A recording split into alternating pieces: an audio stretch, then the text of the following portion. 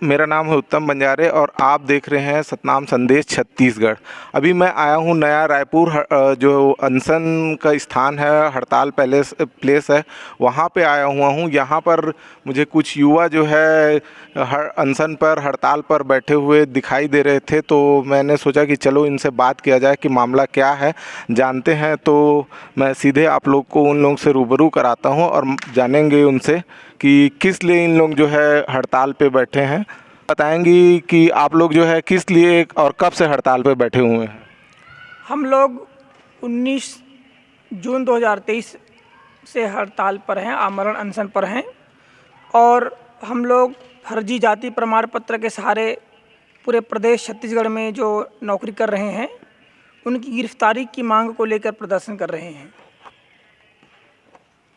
अच्छा, ये फर्जी प्रमाण पत्र वाला मामला जो है आप लोगों के संज्ञान में कैसे आया है? आज से 3 साल पूर्व 2020 में सामान्य प्रशासन विभाग के सचिव डी सिंह जी के आदेशानुसार सभी संबंधित विभागों को पत्राचार हुआ है, जिसमें आदेशित किया गया है कि जितने भी फर्जी जाति प्रमाण पत्र के सहारे जो शासकीय विभागों में सेवारत हैं उन्हें तत्काल सेवा से बर्खास्त किया जाए। उसी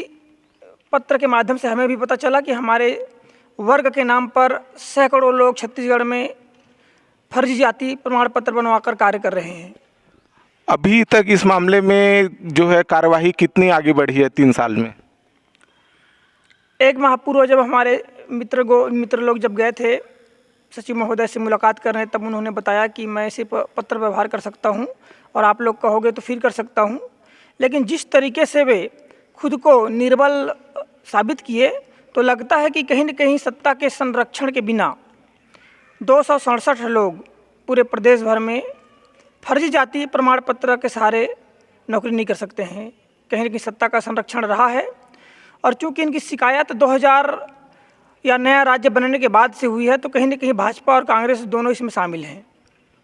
तो इस मामले में जैसे अभी तक कोई कार्यवाही नहीं हुई है आप बोल रहे हैं, तो आप जो संबंधित अधिकारी जैसे डीडी सचिव जो डीडी का जो नाम ले रहे हैं आप, तो सीधे उनके कार्यालय में आरटीआई लगाकर आप ये क्यों नहीं पता कर लेते कि इस मामले में क्या कार्यवाही हुई है अभी तक? अब आरटीआई लगाने का कोई औचित्य नहीं है, क्योंकि जाति प्रमाण पत्र फर्जी है इस बात को साबित छत्तीसगढ़ शासन के द्वारा बनाए गए उच्च स्तरीय छानबीन समिति ने तय कर रखा है।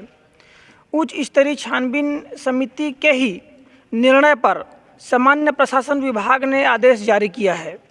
उसी छानबीन समिति के तहत अजित जोगी जी की विधानसभा सदस्यता शून्य हुई। उसी छानबीन समिति के निर्णय पर अमित जोगी मरवाही उपचुनाव लड़ने से वंचित हो गए। जब उस छानबीन समिति की इतनी ताकत है कि वे विधानसभा चुनाव लड़ने जा रहे प्रत्याशी की नामांकन निरस्त करवा सकते हैं, तो फिर